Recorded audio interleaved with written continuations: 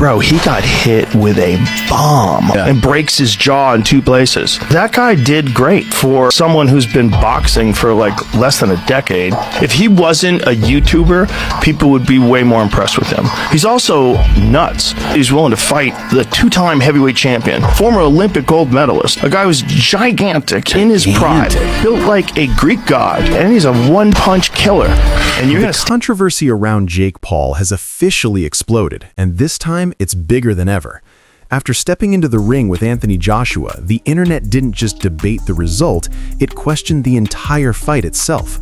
Almost immediately, rumors started flooding social media, claiming the bout was scripted, that secret agreements were made, and that things behind the scenes weren't as clean as fans were led to believe. Some people insist Joshua held back. Others say the pacing felt controlled, almost choreographed. And when clips, screenshots, and insider claims began going viral, the speculation only grew louder. Was this a real fight or a carefully managed spectacle designed to protect everyone involved? Jake Paul has built his career right on this edge, where entertainment and combat collide. But this time, the backlash feels different, because when fans start questioning the legitimacy of the fight, it stops being about hype and starts being about credibility. Joe Rogan didn't hold back, and his warning to Jake Paul was as serious as 28. Don't do this very long, because there's a price that you pay that is not worth it.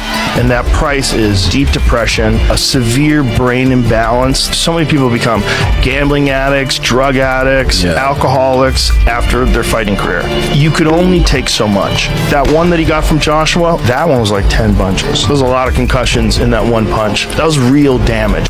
Rogan made it clear that boxing isn't a game, a stunt, or a content play. It's one of the most dangerous sports on the planet, where a single punch can change your life forever. According to Rogan, no paycheck, no headline, and no viral moment is worth risking permanent brain damage or worse. He stressed that the ring doesn't care about fame, followers, or confidence. Once you're in there, the consequences are real, brutal, and unforgiving. Rogan pointed out that chasing legacy or money through reckless matchups is how fighters end up broken long after the cameras stop rolling. The message was simple but chilling. You don't get a second brain. You don't get a second life. And if Jake Paul keeps pushing the limits, the next fight could cost far more than it pays.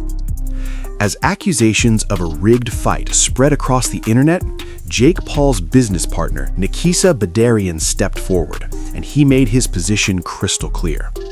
According to Bidarian, there was zero scripting, no secret agreements, and absolutely no round limits placed on the Anthony Joshua fight. He called the rumors flat out false and said the fight was treated exactly like any other professional bout. Bidarian pushed back hard on claims that Joshua was told to hold back or avoid a knockout, calling those stories astonishing and dangerous. He made it clear that Jake trained seriously, took real risks, and stepped into the ring knowing anything could happen. This wasn't a show, it wasn't a stunt, it was boxing. He also revealed that legal action is already underway against people spreading viral misinformation, because according to Bidarian, questioning the legitimacy of the fight doesn't just hurt Jake Paul, it threatens the credibility of everyone involved. Hearn revealed something most fans completely missed during the fight. Anthony Joshua wasn't rushing because he didn't need to.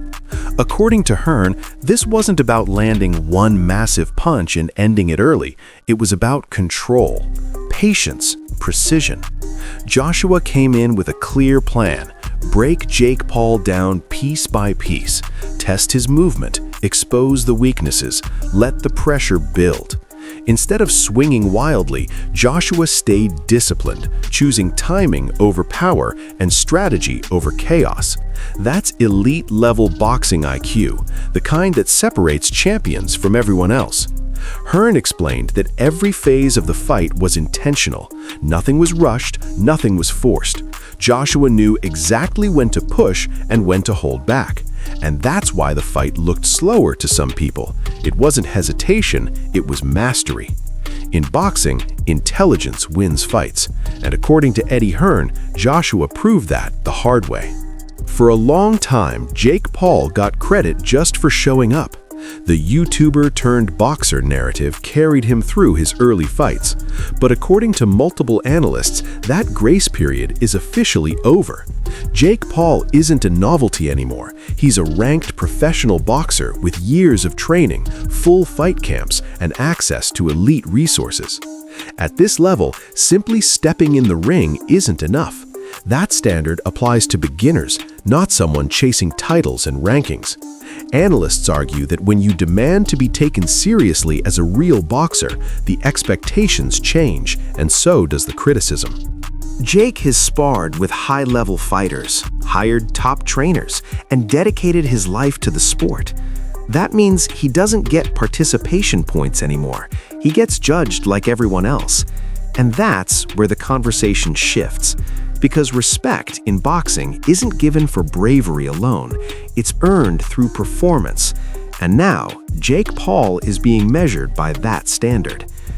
Watching the fight, many critics couldn't ignore the gap, not just in power, but in skill. Jake Paul's footwork looked stiff, his defense was slow, and against someone like Anthony Joshua, those flaws don't just show up, they get exposed. Analysts pointed out moments where Jake was off balance, reacting late, even tripping over his own movement. But what really fueled the debate was Joshua's approach. Several observers believe he held back at times, not because he couldn't finish it, but because he didn't want to cause serious, lasting damage. Instead of unloading with full force, Joshua controlled the pace, picking shots and pulling punches when openings were there. That combination made the fight feel strange to some fans. One fighter struggling to survive, the other clearly capable of ending it whenever he chose. And that's where the discomfort sets in, when the skill gap is so wide that the fight stops feeling competitive and starts feeling dangerous. For a lot of commentators, this wasn't entertaining, it was uncomfortable. Instead of watching a competitive boxing match, many felt like they were watching someone try to survive. Jake Paul wasn't hunting a win, he was avoiding damage, circling, running, clinching, doing whatever it took to make it out of the ring in one piece. That's where the ethical questions started. Should a celebrity with limited experience really be sharing the ring with an elite heavyweight? At what point does entertainment cross the line into unnecessary risk?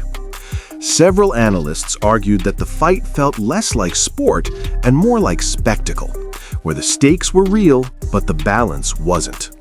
When boxing stops being about competition and starts becoming about endurance, something feels off.